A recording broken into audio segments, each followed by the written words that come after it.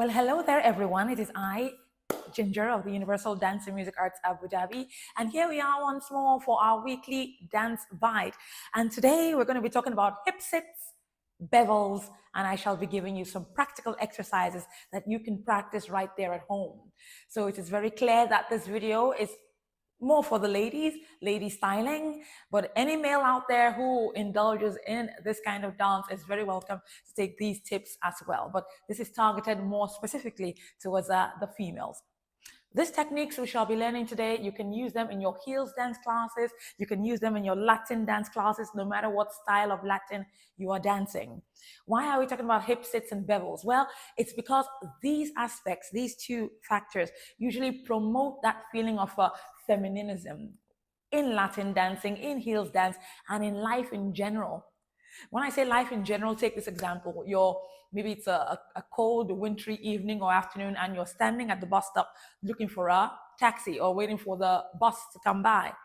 So standing in such a position and waiting for your bus or your taxi can be considered feminine. So there are many contexts in which this can be used in our everyday walks of life as well as in dance. But today we're focusing on dancing. So let's talk about, first and foremost, hip sits. What are hip sits?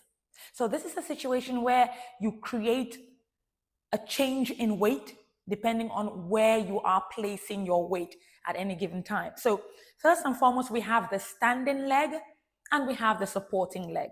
Once more, we have the standing leg and we have the supporting leg. The standing leg usually bears more of the weight. So it depends on how you're standing. I'm going to give you some exercise in a second. So you will know the standing leg usually bears more of the weight of the body, while the supporting leg bears less of the weight and just acts as a kind of prop. So you have the weight shifted on one part of the body and you have the prop. That's the standing and the supporting leg. So for instance, me standing in this situation, yes? So I have both legs, I'm standing with weight 50-50. Immediately I decide to adjust my weight to my right. This is my right. What happens? The opposite foot is regarded as the supporting leg. So have a look. I've shifted my weight. So if you look there, I'm just taking the foot up. You can see my weight is predominantly on my right. And then I place my left next to it. So because my weight is predominantly on my right, my left is the supporting leg, while the right is the standing leg. That's how we phrase it in dance terminology.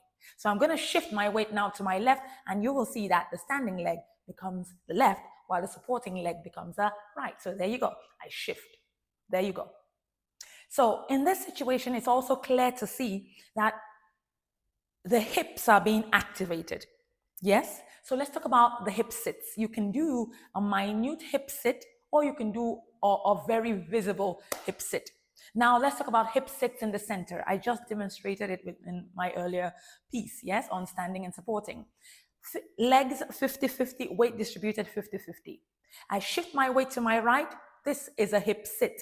So I am sitting in my right hip. That is, I am putting more weight on my right hip, but I am doing it minutely. That means I'm not throwing so much of my weight. So if I'm to give it a percentage, I'd say maybe this leg has about 70%. And this has about 30%. When I shift it in the center, this I call it shifting in the center because it's minute, it's not excessive. I shift to my left, standing leg is the left, supporting leg is the right, and there you go. You can see there's a little bit of accentuation on my left hip. This is now the standing leg, and this is the supporting leg. Now, if I am to expand that thought and let's take it into a more excessive hip sit, I'm going to spread my legs like so. Okay, or spread my feet like so. So look now, I am now going to shift my weight onto a standing leg while the other becomes a supporting leg. This is called the hip sit and is very visible here. Now, can you see that? Do you see more of an accentuation on my right hip? But do you also see that that right leg is relatively straight while the other is what? In a slanted position, diagonal, has less weight. This is the standing leg. That is why it has the hip, more accentuation on the right side. I'm shifting to the opposite side, my left. And as you can see, this now becomes what? the standing leg.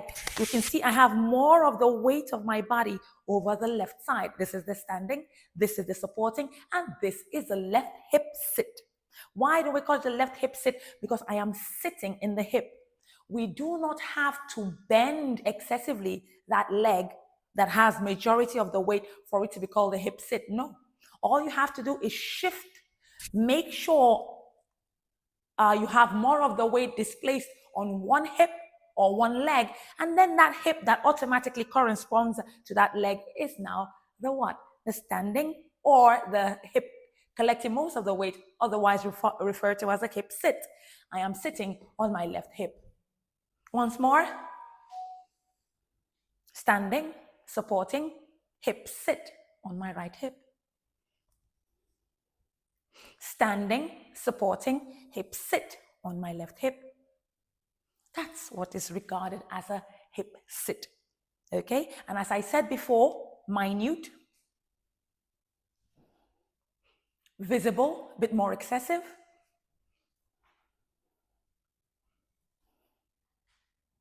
That is a hip sit.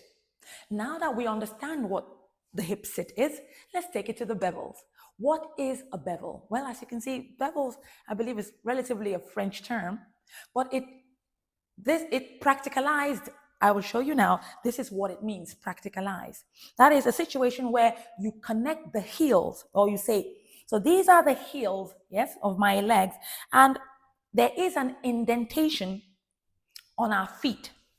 There's an indentation on the inside of our foot. Yes? So in the bevel, what we try to do is collect the feet, and we use those indentations. We take the heel, the side of the heel of one foot, and place it inside the indentation of the other. Do you see that? This is called a bevel. Shifting to the other hip, this is a bevel. Now, as you can see, do you notice this gap between my feet? In Latin, it is so. It's usually advised that you don't bevel like this. I can't even do it. It's so terrible. I've seen some people bevel like so, or bevel like so. It is not exactly correct. I've even seen some YouTube videos on this. I would beg to differ that this is not exactly the ideal bevel. You want to have your toes spread, displaying balance. So the toes are on the ground, yes, and the toes are spread. And what you do, you collect the heel of one, or the side of the heel of one foot, and place it in the other. There you have your bevel. Switching, there you have your bevel. Also note the knees. Note that there is no gap between my legs. So when you're displaying the bevel, you want to make sure that your thighs are closed, but not excessively closed. This is where I differ from some opinions on the internet. Not excessively closed. We don't have to. All you have to do is what? Close, but not excessively. Collect the heels. And on the other side, collect the heels. This is a bevel. This is a minute bevel. At the same time, I am employing my hip sit. And at the same time, I'm aware which is my standing leg and which is my supporting leg. This is so important. So now I'm going to give you some exercises that you can do to help you advance your bevel and your hip sit at the same time. This is excellent. Here I go. So, exercises for the bevel. Yes, you can call it the cross, something like that, yes? It will be easy to identify it this way. You want to execute your bevel at the same time you want to execute your hip sit. Feet 50-50, like so. Take a step to the side. Hip sit on the dominant hip. Make sure your weight is displaced over the dominant leg. And what? Close the other foot to it. Let's call it the right side bevel or the right hip sit. Transfer to the left. Change your weight. Make the left leg your standing leg. Make the hip sit more pronounced on the left and connect your heels. 2. Number 3, take your right foot, your right leg, right foot backwards. Transfer your weight to your right hip. backwards. I'm going to show you what that looks from the side. Backwards. Transfer your weight backwards to the right hip. Coming back to the original position.